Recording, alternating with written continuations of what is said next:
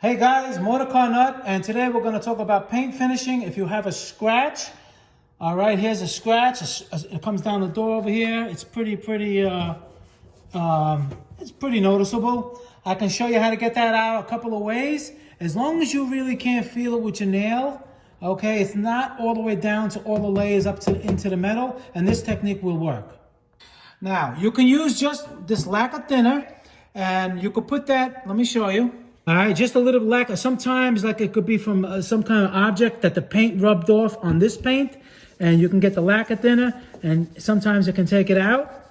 Like here, actually coming off. You see that? Now, with lacquer thinner, you got to be careful. If this car was repainted, it can take the paint off the paint.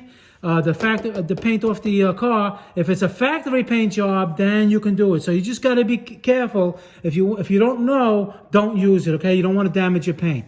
Now, if it doesn't come off that way, what you can do now is you can use wet sandpaper, 2000 grit. Okay, you dip it in water. All right, you wet the surface a little bit, and just a little bit with your finger, very lightly, only a little pressure. You don't want to take too much. You just want the mark to come off, because this type of scratch mark, it looks like it was paint from some other object that hit the car. So now, when that dries, it's going to be a little dull. Okay, now that's going to bring us to the third thing to do. Now, if you notice, you'll see the little haze that the scratches from the wet sandpaper caused. But don't worry about that. You'll be all right. And in this next step, I'll show you. Pick yourself up some kind of a compound that's a good quality cutting compound. The Meguiar's, I use it. It's good. You know, there's a lot of other ones, GM, but you have to use a good quality one. You put a little bit on a terry cloth rag. I like the terry cloth because it has a little bit of fibers on there, give you a little bit more rubbing action. All right, we're going to take care of the whole scratch over here too. We're going to rub. All right, let's do the top first. The bottom may need a little bit more persuasion. Let's just do the top right here first, and I'll show you. I'll take care of that side too. All right, you flip it over. Now, we're just doing from here to here. Now, right there, it already looks good.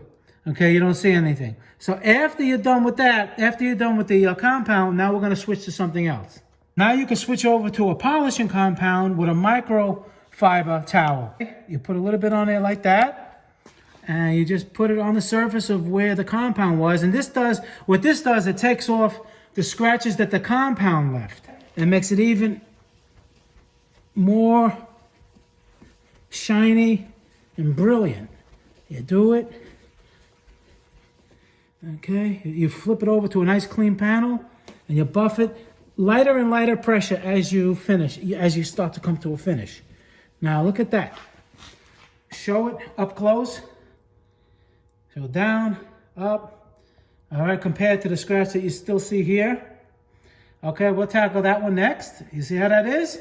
Now, this will come out better if you use a machine instead, but a lot of people don't have machines, and like you know my channel, I try to save you guys money. You don't want to buy a $300 or $400 polisher for no reason.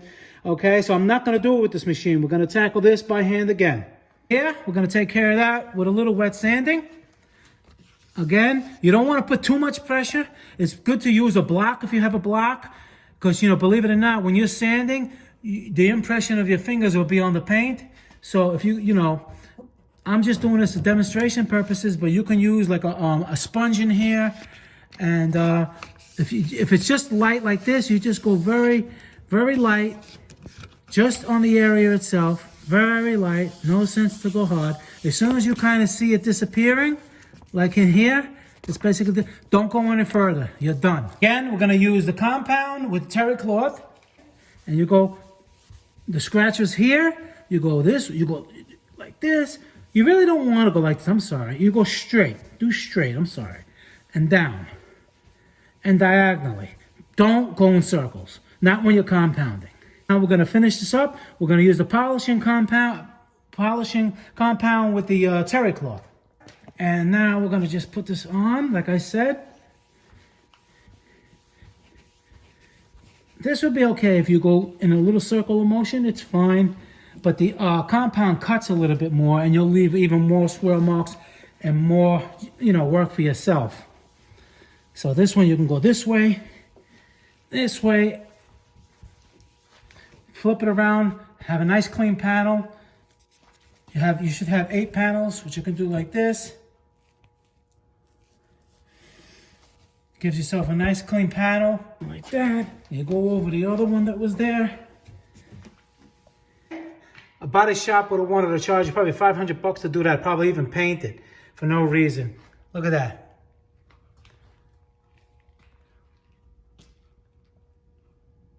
Not there no more. No scratches, no more.